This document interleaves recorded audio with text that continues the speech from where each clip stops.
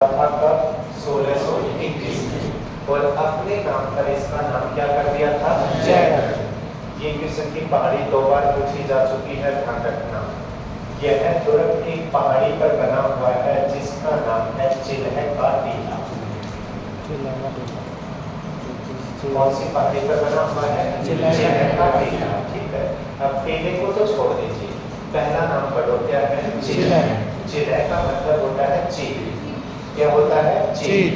अब देखो, पहला तो क्वेश्चन था कि चील की पहाड़ी पर, तो चील की पहाड़ी पर तो हम सीधा कर देते हैं, कौन सा है? जयगढ़। लेकिन क्वेश्चन पहाड़ी का ही पूछना था और बच्चों को भ्रमित भी करना था कि बच्चे इस क्वेश्चन को ना कर पाए, इसलिए आप सीधा क्वेश्चन में लैंग्वेज के अंदर डाला गया राजस्थान का कौन सा दुर्ग ईगल की पहाड़ी पर बना हुआ है। अब बस इतना सोचना था कि चील को अंग्रेजी में क्या कहते हैं? ईगल कहते हैं। तो ईगल की पहाड़ी या चिल्हे का टीला पहाड़ी पर बना हुआ था, कौन सा? जयगढ़।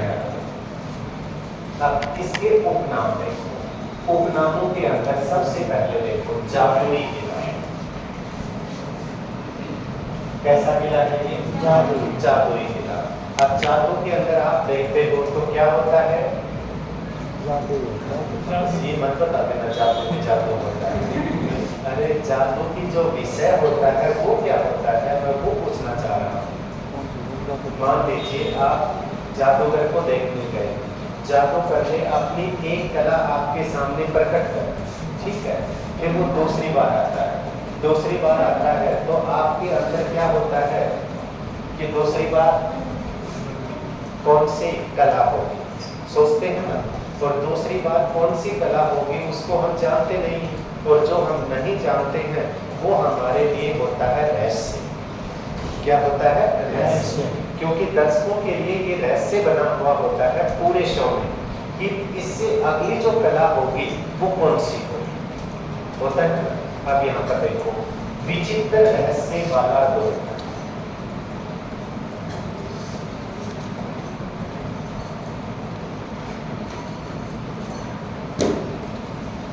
तो विचित्र रहस्यात्मक दुर्ग किसको कहते हैं?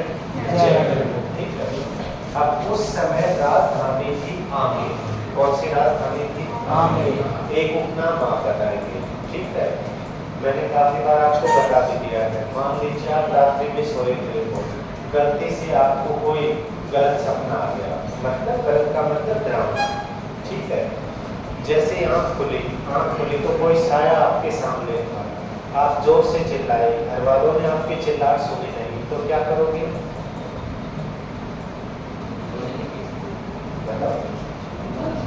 भाई अकेले पढ़ाई कर रहे थे, नींद आ गई, आप चिल्लाए, घर वालों ने सुना नहीं और कोई विचित्र साया आपको दिखाई दे रहा है, तो क्या करोगे?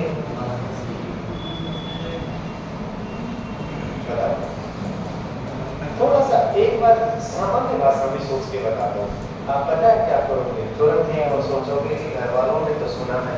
अब खुद की रक्षा किसको करनी है? खुद को। और खुद की रक्षा आप उससे लड़ाई तो कर नहीं सकते क्योंकि वो एक साय के रूप में है ना, इसलिए आप अपनी सुरक्षा किससे करोगे? मंत्रों से। और तुरंत कहोगे जय हनुमान ज्ञान गुण सागर है। अब आपके मन में एक उत्सुकता उत्पन्न होगी, उत्साह उत्पन्न होगा। हनुमान जी कैसे देव हैं? संकट मोचन देव। अब ध्यान देना, ये इसका उपनाम है।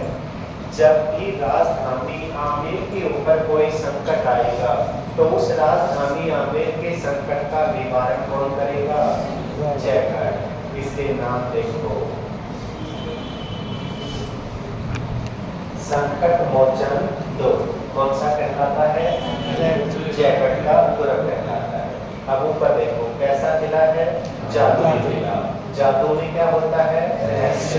एक दूसरे से जुड़े हुए शब्द होते हैं, ये चीज ध्यान रखना। सुरक्षा करने के कारण नाम क्या हो गया? संकट मोचन दुर्ग हो गया। और दूसरा देखो, सबसे अधिक गुप्त सुरंगों वाला दुर्ग, तो जिसमें गुप्त सुरंगें बनी हुई हैं वो दुर्ग कौन सा है? जयगढ़। तो ये सभी उपनाम कौन से दुर्ग के हो गए? जयगढ़। अब ये जो जयगढ़ का दुर्ग है इसमें प्रवेश द्वार कितने बने हुए हैं? 3, ठीक है। एक प्रवेश द्वार का नाम है अवनी। कौन सा है? अवनी। दूसरे का नाम है डोंगर। पहाड़ को क्या कहते हैं? डोंगर कहते हैं ना। अब अवनी पोल, डोंगर पोल। तीसरे दरवाजे का नाम है भैरव पोल। क्या कहते हैं? भैरव पोल। तो दरवाजे कितने बने हुए हैं? 3। अब जैसे आप इन तीनों दरवाजों को पार करके जाओगे तब घर में पानी के लिए क्या बनवा देते हैं हम? स्टोर करने के लिए डैम बनवा देते हैं ना। अब उसको खूब बड़ा कर दें। ऊपर टंकी रखी हुई है तो उस टंकी को बड़ा कर दें तो क्या हो जाएगा? टैंक को भी बड़ा कर दें तो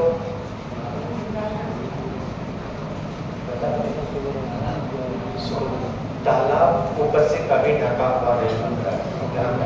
ठीक है, हमें जो आकृति टैंक की होती है उसी को बड़ा करना है।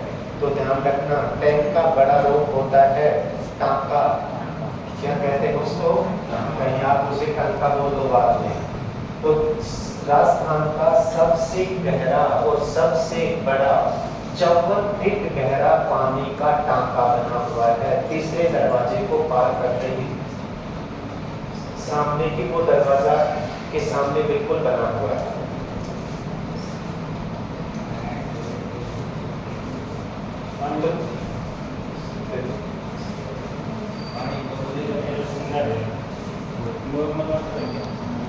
ठंडा है।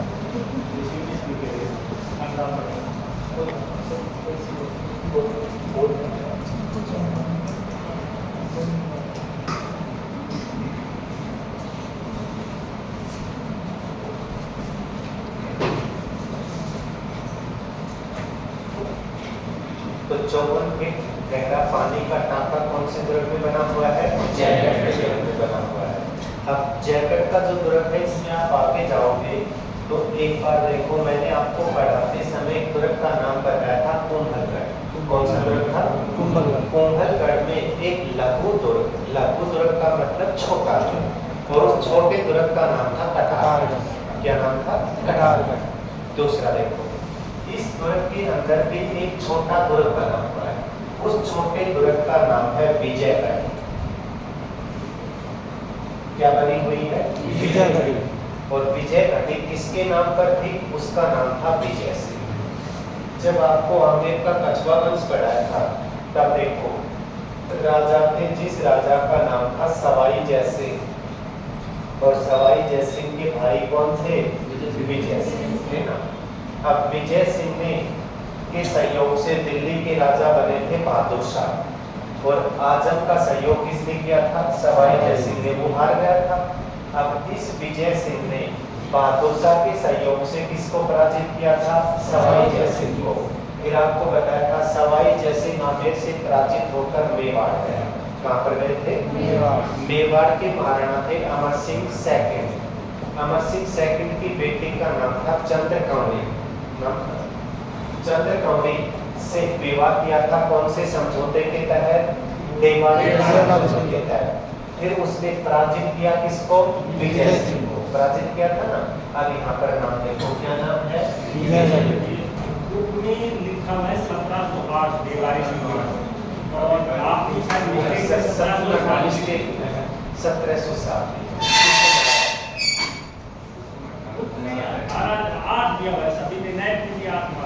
वो 1707 है। मैं आपको क्वेश्चन दिखा सकता हूँ, आरपीएससी द्वारा सही किया हुआ क्वेश्चन।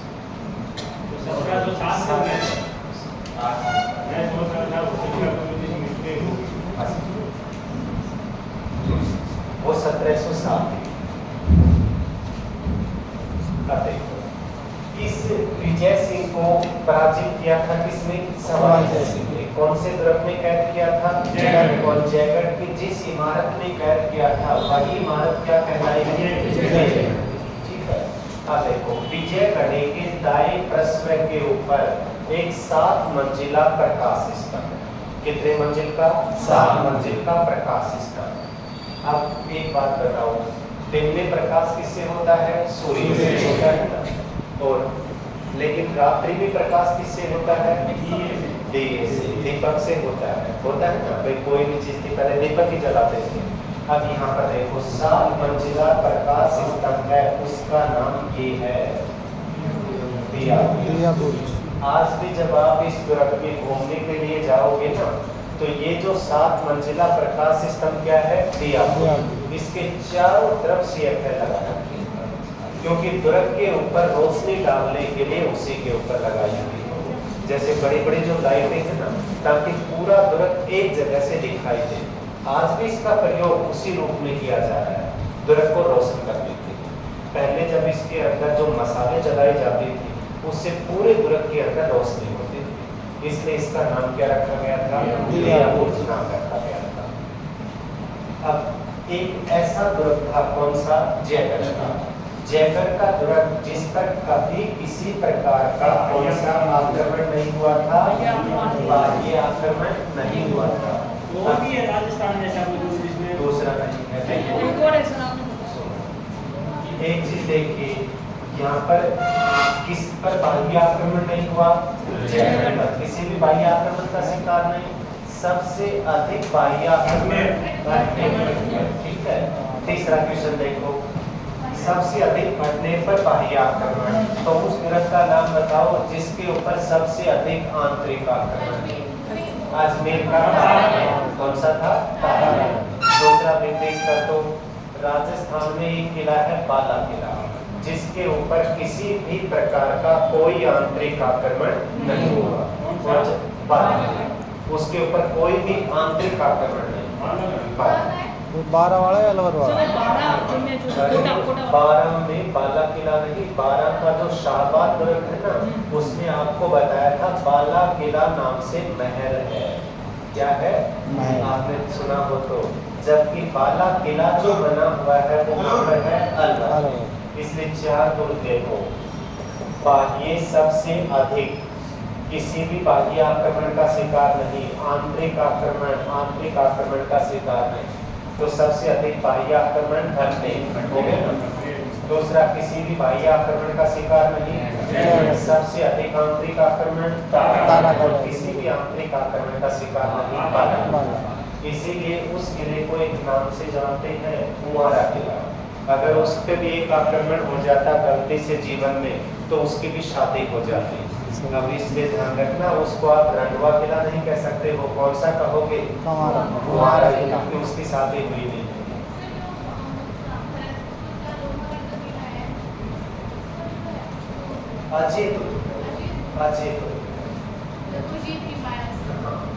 अजय और दूसरा, जब जालोर का दुर्ग पढ़ेंगे ना, तो जालोर के दुर्ग में भी हसन निजामी की रचना है ताजुल मुआसिर। उस ताजुल मुआसिर में लिखा गया है कि जालोर दुर्ग के दरवाजे कभी भी किसी विजेता के लिए नहीं खोले गए थे, ये जालोर दुर्ग के लिए। जबकि चार्ल्स मेटकाफ ने गठन का था 1805 में, आपको बताया था मैंने शायद, या आपके इसमें नहीं पढ़ाया था अभी, या पढ़ा दिया क्या सर? बटनेर का पढ़ा दिया, तो लिखवा भी दिया शायद, लिखवा दिया आपको, लिखवाया था चार्ल्स मेटकाफ का कथन, ब्रिटिश सैनिक प्रतिष्ठा का अधिकांश गौरवपूर्ण हिस्सा लोहागढ़ के दुर्भाग्यपूर्ण घेरे में दबकर रह गया था। लिखवाया था नहीं लिखवाया सर, ये लाइन नहीं लिखवाई। कौन सा लिखवाया? ये उत्तरी पूर्वी भारत में बटनेर के समान मजबूत दुर्ग नहीं है। तैमूर वो लोहागढ़ के लिए था, लोहागढ़ के बारे में बात चल रही है। लोहागढ़ के लिए था। 1805 में ब्रिटिश अधिकारी लॉर्ड लेक ने जब आक्रमण किया था ना, तब वो उसको सफल नहीं हो पाया था। तब से उसका नाम था अजय दुर्ग, और उसको अजय दुर्ग इसलिए कहा गया था। तो ठीक है, खाया तो था ये चीज। तो किसी भी बाह्य आक्रमण का शिकार कौन सा दुर्ग नहीं है? अब इससे आगे देखो, इसलिए किसको कैद किया गया था? विजय सिंह को कैद किया गया था ना। अब विजय सिंह एक ऐसा कैदी था जिसको जीवन में कभी छोड़ना नहीं था। क्या नहीं करना था? छोड़ना नहीं था। अब उसको कैद कर दिया, वो वहीं कैद रहेगा, आखिरकार वो वहीं पर रहकर दम तोड़ देगा। इसलिए कहावत देखो, राजस्थान का एकमात्र किला जिसमें कैद किया हुआ व्यक्ति कभी जीवित बाहर नहीं निकला, तो जिसमें एक बार कैद कर दिया, मानो वो मर चुका है, वो कभी जीवित बाहर नहीं निकला, वो दुर्ग कौन सा था? जयगढ़ का दुर्ग था। लोहार को भूख लगती है तो क्या खाता है? हाँ जी, जलेबी। क्यों खाता है? नहीं, आप कारण बताओ इसका। जबकि हमें भूख लगती है ना, तो हम ये सोच लेते हैं 1 घंटे में घर पहुंच जाएंगे, सोचते हैं ना। फिर घर जाके क्या खा लेंगे? खाना खा लेंगे। हम शाम तक भूखा रह लेते हैं, जबकि हम शाम को घर जाकर खाना ही खाते हैं। लेकिन जब लोहार को भूख लगती है तो वो हलवाई के पास जाकर जलेबी कैसे करारी करारी खा जाता है? कारण बताओ, कारण बताओ, ऐसे नहीं है, बताओ। नहीं पता, हम सबको पता है, और उनको तो अवश्य पता है जो शादीशुदा है। हाँ, कारण ये है, देखिए, हम कभी भी वर्तमान में नहीं जीते, ध्यान रखना। हम किस में जीते हैं? भविष्य में। आज हमारे जेब में मान लीजिए 100 रुपए है, ठीक है, हमें भूख लगी हुई है, फिर भी हम ये सोचेंगे कि ये 100 रुपए शायद कल किराए में खर्च हो जाएंगे, उसमें खर्च होंगे। हम शाम को जाके घर पे क्या खा लेंगे? खाना। जबकि ऐसा नहीं है कि हमें भूख लगते ही हमने उस 100 रुपए को जाकर दुकान के ऊपर खाना खाने में या किसी अन्य सामग्री के अंदर वेस्ट कर दिया। वो नहीं करते ना। हम भविष्य में जीते हैं, इसलिए हम जोड़ कर रखते हैं। लोहार वर्तमान में जीता है, उसको ये पता है, पता नहीं कल का सूर्य उदय हो या ना हो, आज जो मेरी जेब में है मैं ही आज उसको खर्च करूं, अन्यथा हो सकता है कल दूसरा ही निकाल के खर्च करें, और कमाई का किसका है? मेरा। अब जो लोग वर्तमान में जीते हैं ना, वो कभी दुखी नहीं होते। दुखी हमेशा भविष्य में जीने वाला होता है, जो कभी भविष्य नहीं आता है। और वर्तमान में आज मेरा लास्ट दिन है, मान लीजिए मैंने सोच लिया, तो मैं उसको अपने तरीके से जीऊं कि आज मेरा अंतिम दिन है, तो मैं इसे खूब मौज मस्ती से जीऊं। कल का सूर्य हो सकता है उदय ही ना हो, लेकिन मुझे तो कल की चिंता है, आज नहीं जी रहा हूँ, और वो कल आएगा। अब यहाँ पर देखो,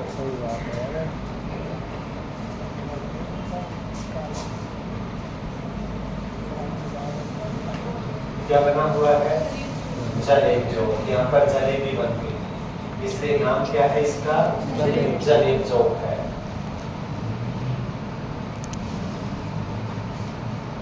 सुभट निवास, खिलबत निवास, हरिहर मंदिर, काल भैरव मंदिर, ये सभी कौन से दुर्ग में बने हुए हैं? जयगढ़ के दुर्ग में बने हुए हैं सब। तो ये दुर्ग कौन सा हो गया? जयगढ़ का दुर्ग है। बनवाया किसने? जयदेव सिंह ने था 1621 में। कौन सी पहाड़ी पर? किला। दूसरा नाम ईगल की पहाड़ी पर बना हुआ। उपनाम में देखो कौन सा किला? किला। विचित्र रहस्यात्मक दुर्ग, संकट मोचन दुर्ग, गुप्त सुरंगों वाला दुर्ग। दरवाजे कितने हैं? 3, अवनी, लोगर और भैरव पोल बने हुए हैं। जैसे आप भैरव पोल को पार करके अंदर की तरफ जाते हो, सबसे पहले आप देखोगे 54 फीट गहरा पानी का क्या बना हुआ है? टांका। और इसमें ऐसी व्यवस्था की गई थी कि पहाड़ियों का जो पानी आएगा ना, वो पानी एक नाली के माध्यम से आता था। इतने छोटे छोटे नाले हैं, और वो अपने आप छनेगा, और छनकर बिल्कुल साफ और स्वच्छ पानी ही किसके अंदर गिरेगा? टांके के अंदर। संपूर्ण दुर्ग में जल आपूर्ति का केवल एकमात्र स्रोत क्या था? ये 54 फीट गहरा टांका था। दूसरा देखो क्या बना हुआ है? विजयगढ़ लघु दुर्ग। 7 मंजिला प्रकाश स्तंभ क्या है? किसी भी बाह्य आक्रमण का शिकार नहीं हुआ। दूसरा कथन क्या था? दुर्ग में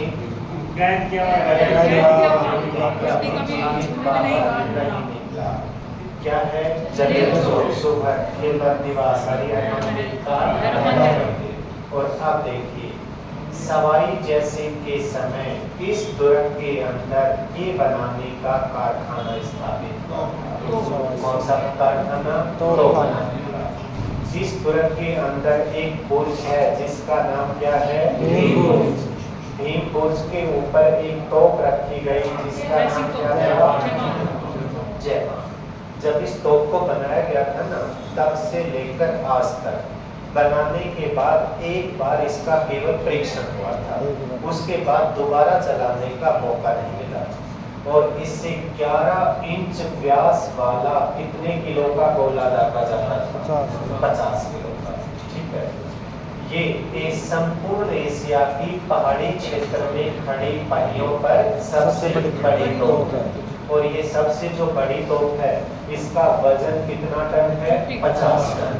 इसकी लंबाई कितने फीट है? 30 फीट। और मारक क्षमता कितने मील है? 22 मील। एक मील में 1.6 किलोमीटर होता है।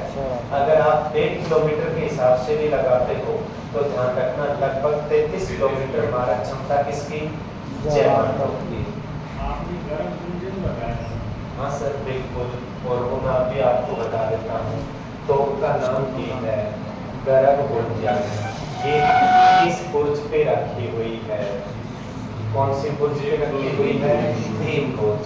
लेकिन अब यहाँ ध्यान दीजिए सर, ये भीम बुर्ज बूंदी के इस दुर्ग में है। ठीक है, और यहाँ पर बुर्ज कौन सी है? भीम बुर्ज।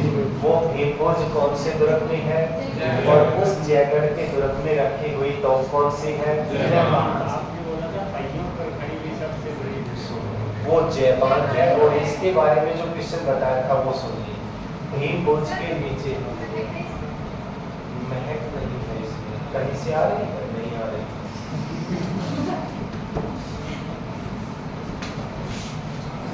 अब देखो, इसके नीचे बना हुआ है तालाब।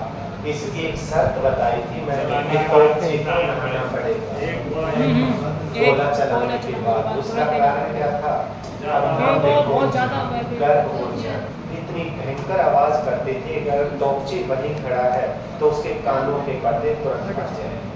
इसलिए तोपची तोप के अंदर पलीता लगाने के बाद तोप में जो अग्नि दी जाती थी ना, जिससे गोला निकलता था, उसे पलीता कहते थे।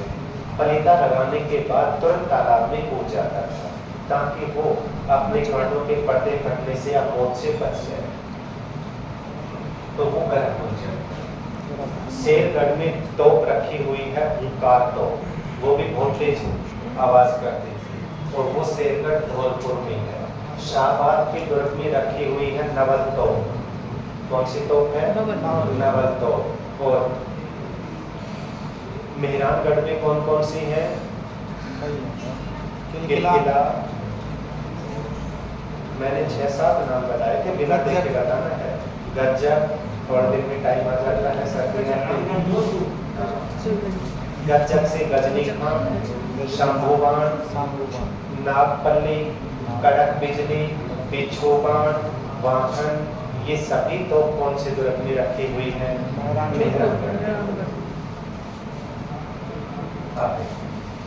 दुर्ग कौन सा है? नाहरगढ़ का दुर्ग। ठीक है, हाँ, इसके बारे में बता रहे थे। अब इसको एक बार परीक्षण के तौर पर चलाया गया। आमेर से निकला गोला सीधा जाकर गया जागसू में, और जागसू में गोले को तो बाहर निकाल लिया गया और गोले को निकालकर वहां पर तालाब, उसका नाम हुआ गोला का बास तालाब। तोप का गोला गिरने से हुआ था ना, इसलिए नाम गोला का बास तालाब। और गोला के बास तालाब के किनारे पर जो आप बाशोड़ा करते हो तो किसकी पूजा करते हो? शीतला माता। शीतला माता। शीतला माता की विशेषता क्या है? चेचक रोग से रक्षा। लेकिन महत्वपूर्ण विशेषता बताओ।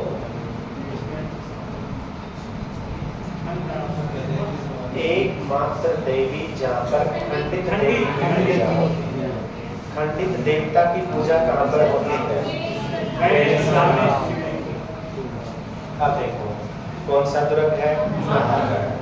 नाहरगढ़ का दुर्ग बनवाने वाले राजा थे सवाई जयसिंह। कौन से राजा थे? सवाई जयसिंह। अब एक क्वेश्चन बताइए, लोहागढ़ का दुर्ग कहाँ पर है? भरतपुर में। बढ़ा दिया था ये मैंने। किसने बनवाया था? बिना देखे बताना। सूरजमल। और सूरजमल जी ने दुर्ग का बनवाया था। मूल प्रश्न यहाँ पर आना था, ताकि हम निर्माण करवाएं किसका? नाहरगढ़। 1 साल बाद इसलिए ध्यान देना। 1733 में सूरजमल ने नींव रखवाई थी किसकी? लोहागढ़ की। और 1734 में अब देखो संस्थापक कौन से राजा हैं? सवाई जयसिंह। सवाई जयसिंह ने दुर्ग कब बनवाया? 1734 में। एक क्वेश्चन और भी याद रख लेना। 1735 में बनाया गया मंदिर था गोविंद देव जी का। और गोविंद देव जी मंदिर किसने बनवाया था? सवाई जयसिंह ने, जो कछवा वंश के आराध्य थे। सवाई जयसिंह ने जब इस दुर्ग का निर्माण करवाया गया तो ये इस पहाड़ी पर बना हुआ है, मीठड़ी पहाड़ी पर। कौन सी पहाड़ी पर है? मीठड़ी पहाड़ी। अब एक बार देखो, मी को बी कर दो, मीठड़ी या बेटड़ी। कौन सी पहाड़ी है? कट मीठड़ी कहाँ पर है? तारागढ़।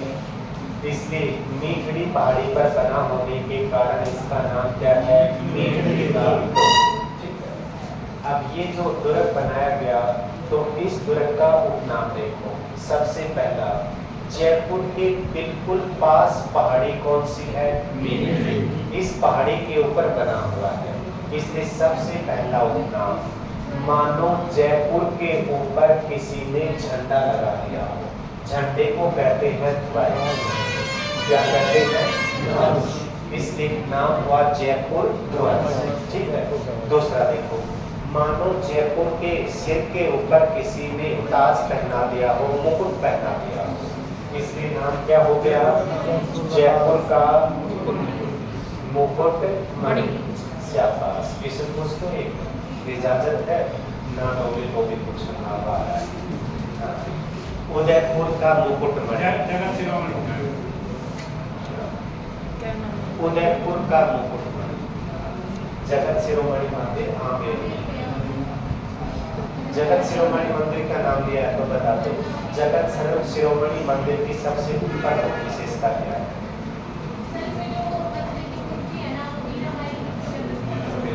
और इससे जुड़ा हुआ दूसरा इसमें बोलते हैं कि इसमें संपूर्ण राजस्थान का एकमात्र मंदिर है जिसमें श्री कृष्ण के साथ मीराबाई की पूजा होती है। बाकी किसी भी मंदिर में श्री कृष्ण के साथ मीराबाई की पूजा नहीं होती है, लेकिन जगत शिरोमणि मंदिर में श्री कृष्ण के साथ राधा की उपासना में होकर मीराबाई, जिसको राजस्थान की क्या कहते हैं? राधा। अब दूसरा सज्जनगढ़ का दुर्ग, ध्यान रखना। और सज्जनगढ़ दुर्ग का नाम है मानसूनी किला।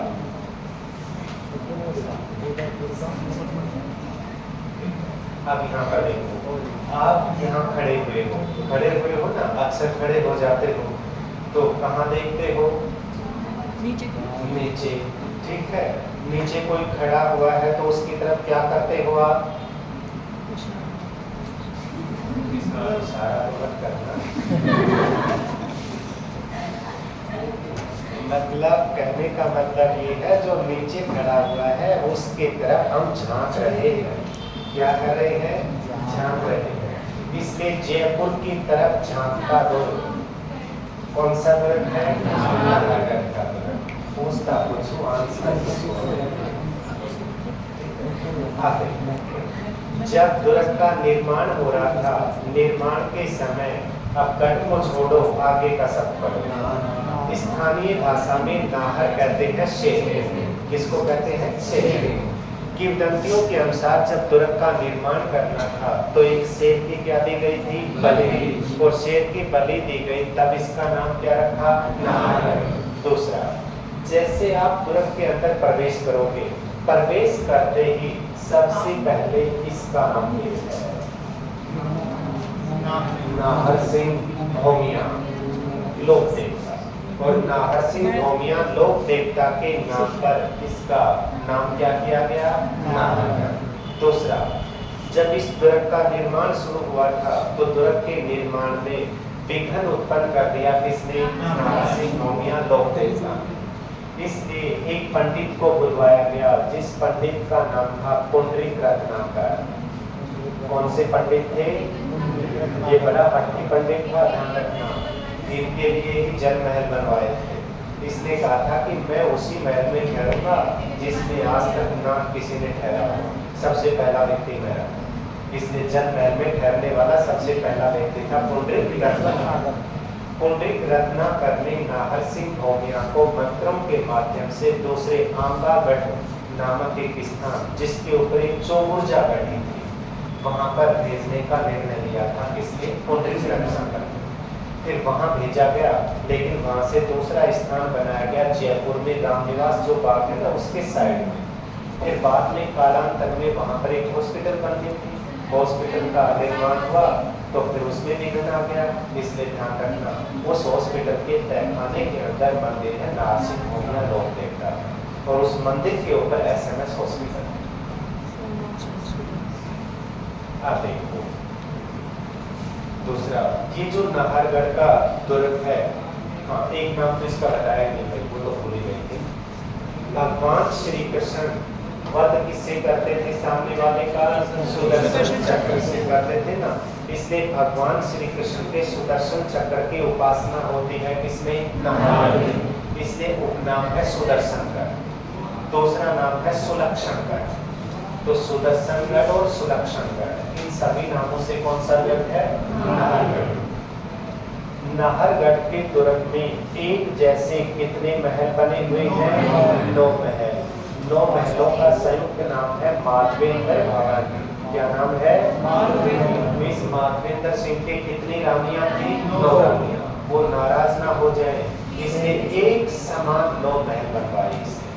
अगर आपको एक महल से हटाकर दूसरे महल में घुसा दिया जाए ना उसी कक्ष में, तो आप ये कहोगे कि गलत बात है, मैं पहले वाले में हूँ।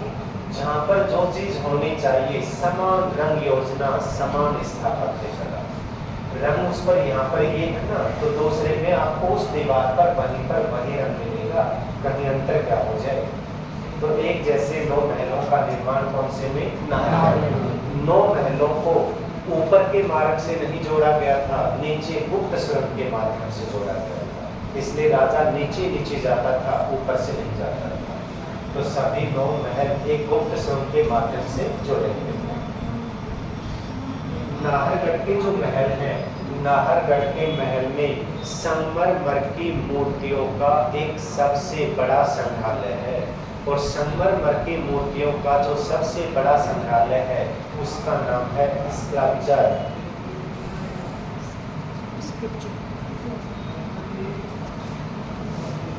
पार्क।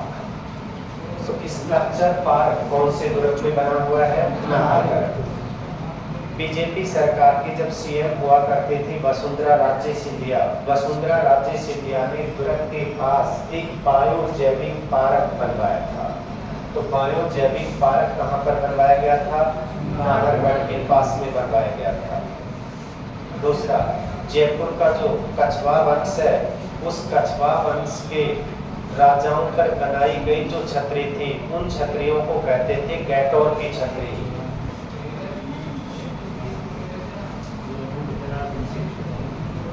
कौन सी छतरी थी? गैटोर की छतरी। इसलिए गैटोर की छतरी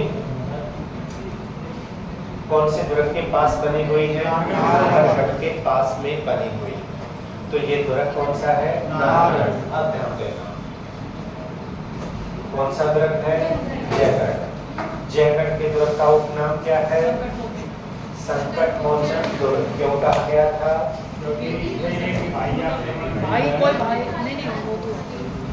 संकट मोचन दुर्ग के बारे में बताओ इसका नाम।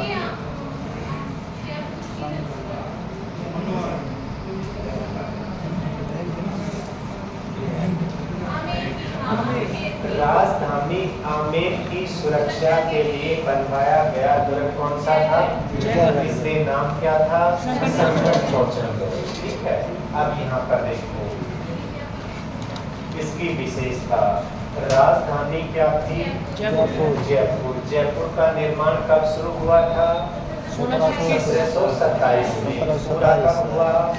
29। तो राजधानी बन गया था। अब 1729 में राजधानी तब राजस्थान के ऊपर आक्रमण हो गए थे किनके? 32 2 साल। अब इसी से बताओ 1700 कितना है 34। पूर्णा सम्मेलन कब हुआ था 17 जुलाई 1734 34 17 जुलाई 1734 यार तो 17 जुलाई 1734 पूर्णा सम्मेलन। प्रारूप मैंने कि अध्यक्षता जिसकी अध्यक्षता जगत सिंह प्रथम सेकंड के द्वारा की गई थी। प्रारूप बनाने वाले संग्राम सिंह। 1734 में संग्राम सिंह की मौत हुई, तुरंत सम्मेलन होना था, इसकी अध्यक्षता की थी जगत सिंह सेकंड ने। और उसी जगत सिंह सेकंड ने की थी जिसका ने उदयपुर की पिछोला झील के अंदर जगत निवास या जग निवास महल बनाया। हाँ सर, कितना लिखवाया है? 37 किसने? मैंने लिखवाया है। आपका भाई एक बार जिसके पास लिखा हुआ है वो रजिस्टर कछुआ वंश किसी ने लिख रखा है कछुआ वंशावल लाइब्रेरी जिसने लिख रखा है वही लिख सकता है कि इसके सर समय 1736 में तो मराठों का भव्य स्वागत हुआ था। मेरे से गलती हो गई हो सकता है ये सभी ने लिख दिया हो, किसी के पास नहीं। सर मम्मी तो लाइब्रेरी बारमत और उसके नीचे एक लाइन और भी लिखवाई थी 1736 में अजमेर के निकट भामोला स्थान पर मराठों का भव्य स्वागत किया था समय से।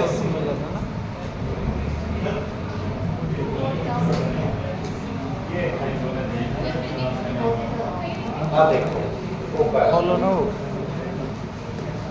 राजधानी जयपुर की मराठों से सुरक्षा के लिए बनवाया गया नाहरगढ़ का।